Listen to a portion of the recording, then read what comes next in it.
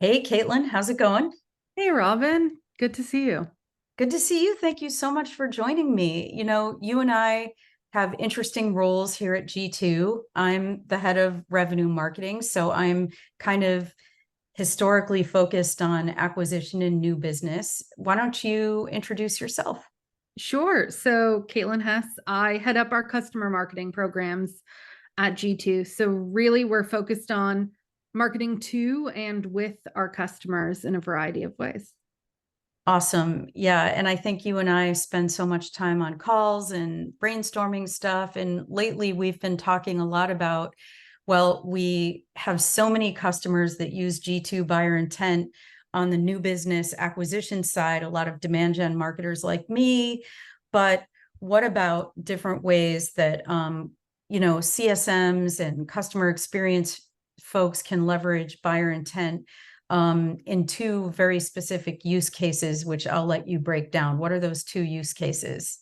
Sure. Yeah. I think a lot of times when people talk about intent data, they think of it as a new business tool. But really, it's super powerful for helping with things like churn prevention and retention, but then also customer upsell and cross sell and multi threading across your accounts. Huge, huge. Yeah, So let's just review with folks for a minute because I feel like a lot of people don't know what is G2 buyer intent in the first sure. place.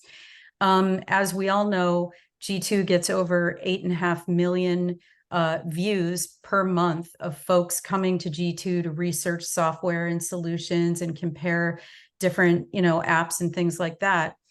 And so we have thousands and thousands of products across thousands and thousands of categories.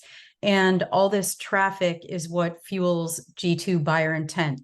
So, what that means is we can show our customers who's looking at their product page on G2, who's looking at the category that they're in on G2, and who's comparing them with their competitors in their category on G2, which for me, as a demand gen person, is huge because if you can tell me that, that's like more than half my battle of targeting people that are in market. So let's turn it around on the flip side and talk about how customer marketers can use this data also. Yeah. So, So when you think about retention, obviously you want your customers to stay with you. But part of that is making sure that you're driving value. It's having the conversations about their renewals.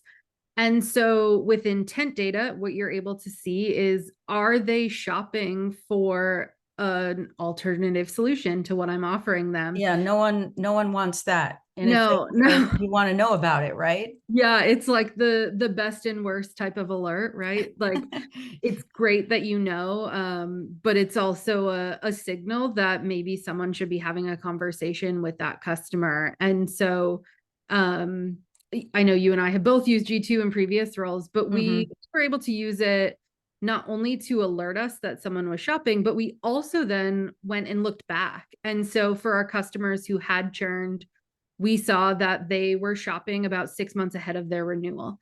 And so it really changed the way we were communicating with customers about value and the timing of when we were reaching out to them to start talking about their renewal. So it's Exactly. a super powerful tool.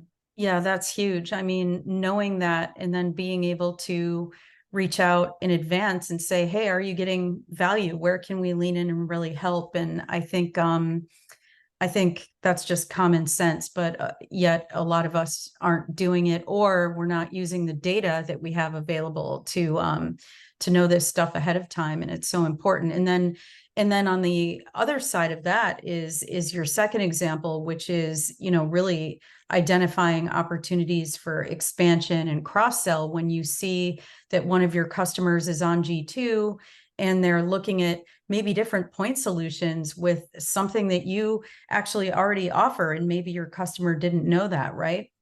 Yeah. And I think, in our buyer behavior report, we saw more than ever this year that teams are looking to consolidate their tech spend.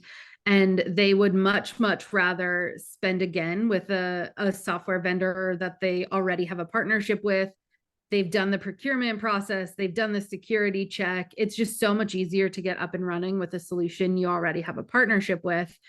And so on the flip side, as an account manager, if I know that someone at one of my accounts is shopping for a solution we offer that maybe they don't have yet, doing that outreach is much, much easier when it's like, hey, did you know that I partner with so and so on the customer marketing team?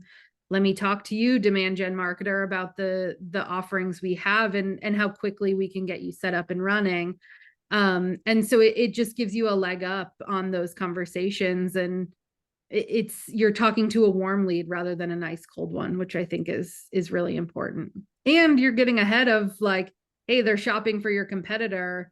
It's Mhm. much harder to do a cross sell if they already have something in place, than when you know they're actively shopping. Yeah, too true, too true. And it's good you mentioned the buyer behavior report. G2 sits on all this data, and we release this important survey every year, and we'll be sure to drop the link to that in the comments here. But yeah, what we saw is exactly what you said. Folks are looking for ways to consolidate. They don't want like 100-point solutions to do the thing that one platform can do. And so the companies that are offering those solutions are going to win every time. And we're no different. I mean, here at Sure. G2, I'm proud to say we sit on a sophisticated and enormous tech stack, but we're no different. I mean, if there's ways that we can remove a couple of things because we get, all of it in one, that's ideal. We're all looking for that. So let's get into the buyer intent example for the two scenarios you mentioned, churn reduction and opportunities for upsell, cross-sell. One thing I wanted to point out is that what we're going to show you focuses on our Slack integration. But if you're a G2 customer and you get buyer intent and you're not on Slack, there's other ways you can get these alerts. You can set up notifications in Rattle. You can use email notifications. You can pump the data into Salesforce at the account level and the contact level so that your CSMs, your RMs can get all this data at their fingertips. But what we're going to focus on today is really the Slack integration. So I'm going to reveal my own Slack. This is kind of live data, but luckily Drift are friendlies, so I don't think they'll mind us sharing this. But this is a Slack channel that I set up, and I invited our CSMs and different folks on the team that really care a lot about their customers and reducing churn, heading this off at the pass. So this is a Slack integration that's showing us buyer intent in real time. And in this scenario, we can see that someone at Drift was looking at the SaaS Ops Management category page. So the nice thing is everyone's already in Slack in our company. A lot of companies, we're all collaborating here.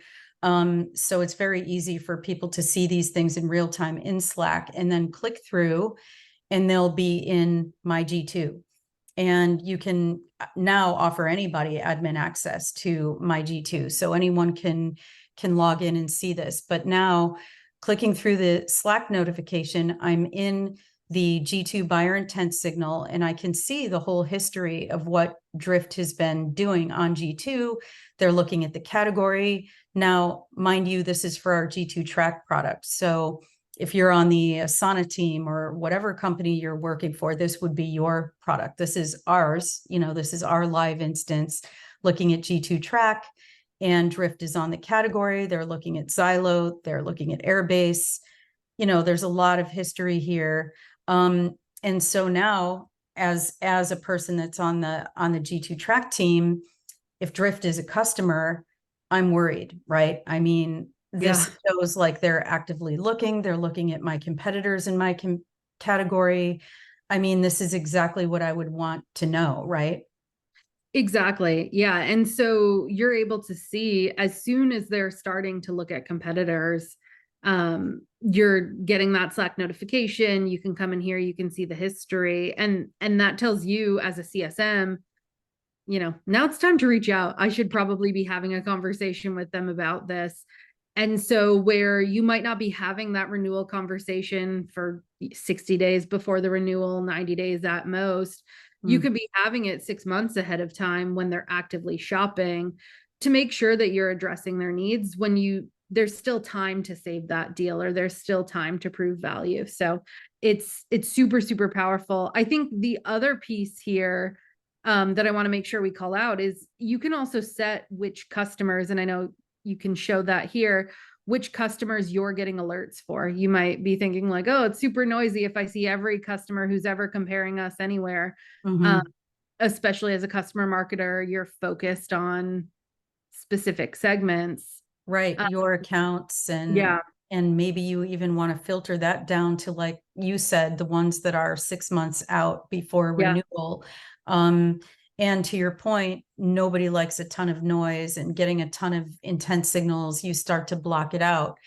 But what you can do with this integration, which is super easy, and you don't have to be a marketing operations expert to set this up, you can log into my G2. You can come down to the integration hub. Now, this assumes that you do have G2 buyer intent, right? And then you can see all the incredibly powerful and beautiful integrations that we have, and you can come down to the Slack integration and set it up for yourself, or have someone do it for you. I already have one that I set up for the team here, so you can see mine. And if you go into the notification, this is what you're talking about, Caitlin, where you can really be selective about the buyer intent signals that you're receiving in your Slack channel. So you can load a list of accounts that you care about, or you can go by, you can add additional demographics like where they're located, what they looked at on G2, certain industries. In the case of customer churn, I think you're probably going to want to load your target account list, sure. and get those signals for the accounts that you care the most about so that you're not getting a ton of noise, right? Yeah, absolutely. And then I think the other piece too that you mentioned at the beginning is in that Slack channel, you can also add all of your customer success managers. So they're getting the alert as soon as you are as a customer marketer. And so you're all able to see that signal as it comes in and work together to get ahead of it. And Totally. I think the same is true of those upsell cross-sell opportunities too, right? You can get really segmented in the customers maybe that you're trying to target or that you have opportunity there to expand, and get those notifications as soon as they're looking on G2. Exactly. So for cross sell, upsell, you can select the categories, the subcategories, so that maybe, you're in one main category, but you might also be in some subcategories, right? And so Sure. you have functionality that maybe your customers don't know about. Like, oh, we do, data loss prevention as well as cloud file security. I want to know that so that we can sell them those additional pieces of our product. So this is just huge and important. And I think it's time that we stop, thinking in like, this is what demand gen people do. And these are the, our intent signals. And we think about the entire, journey from prospect to customer to, retention and growth. Expansion on the customer side is so important. And let's be honest, we're all in this economy together, and these things are moves that can really matter and move the needle for you in meaningful ways and create better experiences for your customers.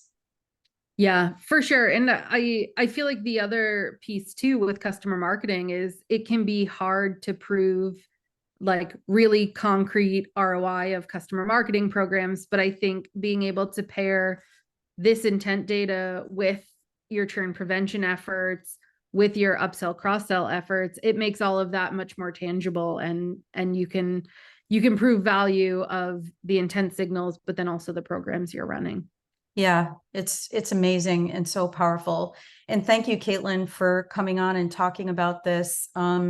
Listen, for folks that are G2 customers, I talk to a lot of people that aren't even sure who their account manager is, and that's totally okay. It happens. You can always reach out to me, to you, on Yeah. LinkedIn, wherever you can find us. We're available. We can always talk more about this or get you to your account manager or to the right person. So do feel free to reach out anytime, right, Caitlin? Yeah, always happy to help or brainstorm ways you could be using intent data or G2 in general, especially for customer marketing. Yes, and I've got you covered for demand gen and rev marketing. Thanks, Caitlin. Yeah, thanks for having me. This was great.